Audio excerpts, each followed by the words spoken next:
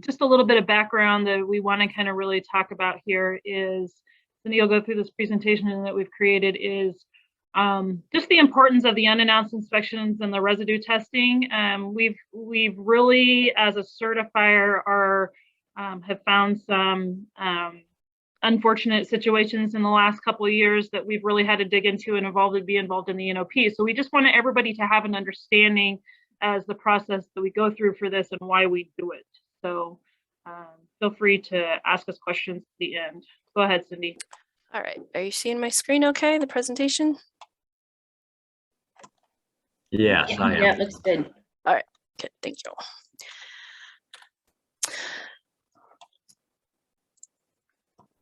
All right, well, we wanted to talk a little bit today about unannounced inspections and residue testing and investigations.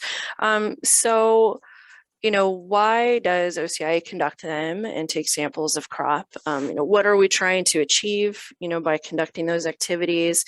You know, what have we found over the last few years? What, you know, can you do for your part in this, and what should you expect if you, you know, receive, you know, an inspector unannounced? What are the consequences of fraud, and kind of looking ahead to future activities? So first of all, why do we conduct unannounced inspections and take samples of crops? Well, I mean, the first answer is we're required to. We're required to do this by accreditors.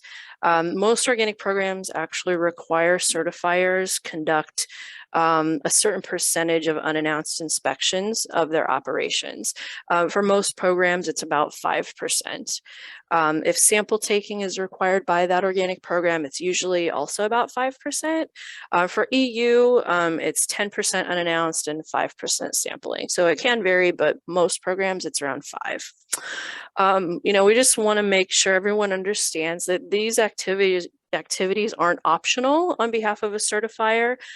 We have to complete this every year, and if we don't, we receive non-compliances. Actually, back in January, I answered 2 non-compliances for this because we had some challenges in 2020 getting them done due to the start of the pandemic. But, you know, from the accreditor perspective, you know, that doesn't matter. They're still going to issue a non-compliance.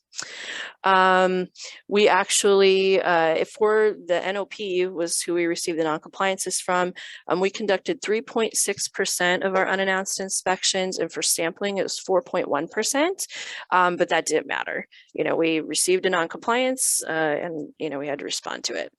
Another reason we do this is we want the organic label, we want OCIA's name to mean something, you know, which we'll kind of cover here in the next slide. So some of what we're trying to, some of our goals and what we're trying to achieve with this is, you know, we choose operations based on risk. Sometimes it's, you know, investigations, like Amanda said earlier, is requested of us by an accreditor. Sometimes operations have spray drift. Sometimes it's just random to meet our numbers for the year.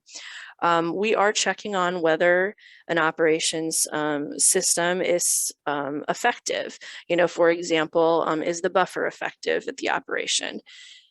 We're also trying to catch those who are committing fraud and get them out of organics. You know, are they applying prohibited substances? Are people using GMO seed? Are they commingling non-organic crops with organic crops? You know, we also want to make sure that the organic label is strong because, yeah. Sorry. Because it hurts everyone, you know, if fraudsters are getting away with selling, you know, conventional as organic. I mean, your prices are lower, consumer confidence is lower. You know, consumers are going to ask, why would I pay more, you know, if I'm not actually paying for organics? And so the people who don't care about organics, you know, they are taking, you know, money away from you and money away from consumers. So what has OCIA found, you know, from our activities? You know, we found that some operations that were certified with OCIA were committing fraud. They would buy conventional, sell it as organic with their certificate, They would plant treated seed. They work with family members and neighbors on these types of schemes. And some of them get so emboldened that they brag about it openly, that they're doing these things. You know, when we find these situations and we can find the evidence to back it up, we issue proposed suspensions or proposed revocations to get those people out of organics. So what can you do and what should you expect? If you, first of all, I mean, if report people you suspect of committing fraud, you know, not based on rumors, you know, but actual information. If you see something or you hear something, you know, suspicious, you know, please tell us or the certifier of that operation. You know, if they're certified by another agency and you want to call Amanda or call me and tell us what you saw or you heard, that's fine. We can pass it on to that certifier. But it's important, you know, honestly, tips and complaints are, you know, really important for any certifier to find these people. If you can, take a picture. If you see, you know, if you see someone spraying when they shouldn't be, or spraying something they shouldn't be, take a picture. You know, you can be anonymous in the complaint process. You know, organics is a trust-based system for the most part. So certifiers do need this information to investigate people committing fraud. You know, when we don't have that information, we have to base our unannounced inspections and testing on risk, and then randomly, you know, if we don't have enough high-risk operations.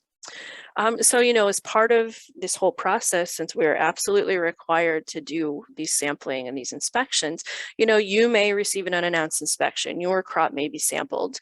You know, we, you know, just really understand that we have to do this. And also for you, it's part of being certified. So as, you know, when you sign the licensing agreement to become, you know, to go through the process of certification, you're agreeing to be subject to these type of activities. So what are the consequences of engaging in fraud? Well, loss of certification, you know, number one, if an operation is revoked under the NOP, they can't be certified for 5 years. You know, certifiers are actually required to research when we receive a new applicant if they've been certified before.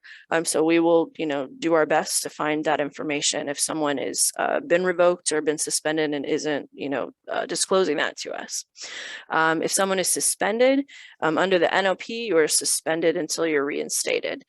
So basically, if that happens, you have to have a near perfect application to us, an inspection to be reinstated. You can't have any non-compliances of any kind, is the way the NOP sees it. I mean, really, you know, they've said this process should be difficult because suspension is a big deal. It is possible for sales to be stopped if fraud is detected. Civil penalties may be assessed by the NOP. It's nearly, at this point in 2022, nearly $19,000 for each violation. So like what is a violation? That means every time a sale is made, that's a violation. So if someone makes 4 sales that are as organic that are actually not organic, they can be fined over almost $19,000 4 times by the NOP. So as part of the process, you know, when we find people, when we investigate and we issue the proposed suspension, non-compliance, you know, once that process is through and we actually issue the final notice, all the information that we've gathered together is passed on to the NOP. They would conduct an investigation and then decide whether to assess the civil penalty, that, you know, that fee. You know, they may choose to then send it on to their Office of Inspector General for further investigation and even criminal charges. You know, people do go to jail for committing fraud in organics. And, you know, I focused on the NOP here in part because their system for this is, you know, very clear, and they've kind of gone through this a number of times. You know, other programs, of course, don't, you know, fraud is an issue in all programs, and no accreditor allows fraud. It's just that each program is a little bit different. We would always investigate it. We would always send non-compliances and work to get people out of this out of the system. But as for the steps beyond that, what the accreditor would do with that, that would, vary depending on the program and kind of where they are in developing those processes. I know last year, Canada had some operations that that committed fraud. A couple of, I think, big stories came out, where there was charges filed against them as well. So it's not just the NOP. So looking ahead, what will OCIA be doing? We will continue doing unannounced inspections and continue taking samples. We will collaborate with other certifiers on investigations and cross-reference information. I would say that's probably one of the things in the last few years that started to ramp up, and we will see that going forward, is certifiers working together to find fraud and kind of find where these connections are.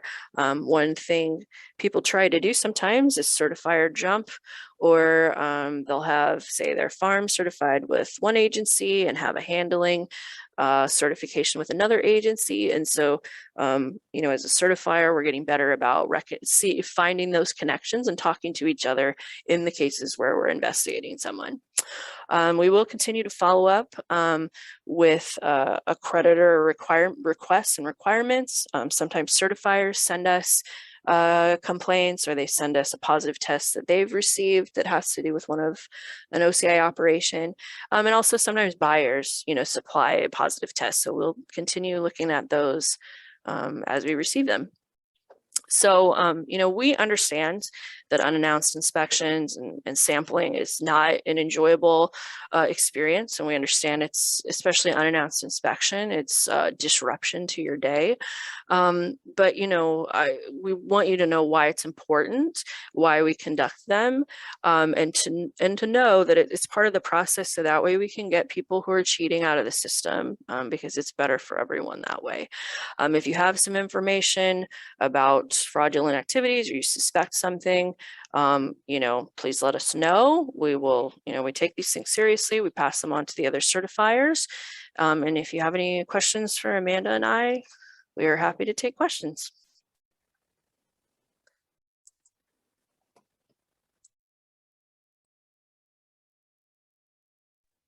Thanks, Cindy and Amanda.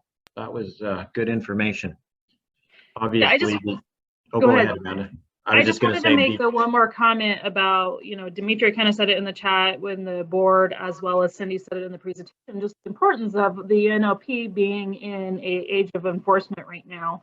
A prime example of that is that we received that non-compliance, the toleration that we have to, or the requirement for us is 5%, and we hit 4.6%, and it didn't matter to them. If they did, we discussed that with them. We discussed the barriers that we had during the COVID and the shutdown, and it was not accepted. We were required to hit 5% because that was regulation.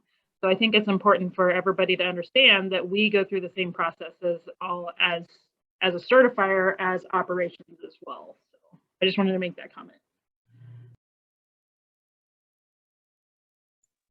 Does anyone have any questions for Cindy or Amanda? May I? Jeff? Go ahead, Jeff.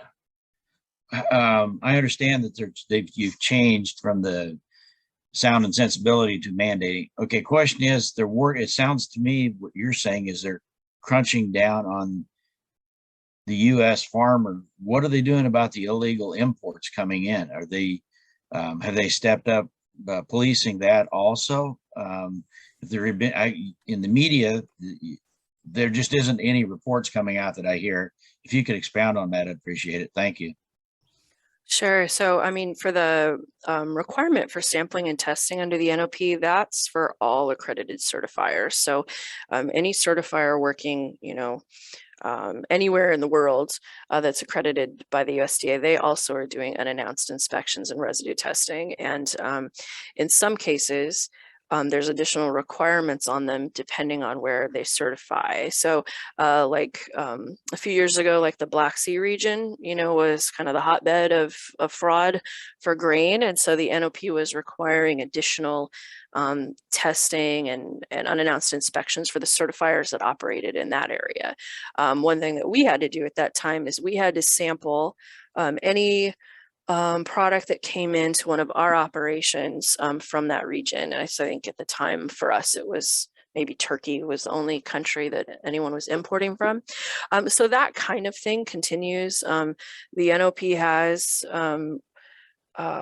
suspended accreditation of, I think, one certifier that was working in that area. And they've been working to have better connections to the border control, and so that way they can see what's coming in, and they can compare like the incoming imports to like what could be certified in those regions, so they can kind of see if there's if they yield problems basically. I would say the biggest thing though the NOP is doing is they actually have a new final rule that's in the process of being approved. It's called strengthening organic enforcement. And so it's really going to be, from what they've said and what I've seen, kind of the biggest change to the NOP since the NOP started. So there'll be a lot of additional requirements for everybody, from operations to inspectors to certifiers, to aid in, maintaining the integrity throughout the system. One thing, they will be import certificates required for every single shipment that comes into the US. And that will be an electronic system.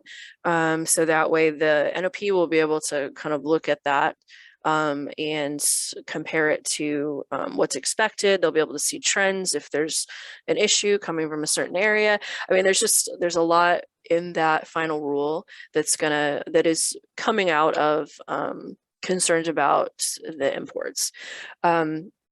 That's expected to be out probably towards the end of the year, maybe fall or the very end of the year. There'll be a 10-month or 12-month implementation period after that, where everyone kind of gets to figure out how to become compliant with it. So once that's actually final and out, we will be sending out constant contact emails with information about, the changing requirements. The NOP has indicated they'll be offering training to certifiers. I would assume that would be, publicly available then. If not, there'll be parts of it where we will have to develop training, to explain it to everybody, operators as well as staff. We will be updating the organic system plans, inspection reports. It's going to be a big change. And so that whole thing really did come out of the concerns for imports. So it is something that NOP is dealing with. I think it's just some of it is maybe things certifiers see more than anybody else.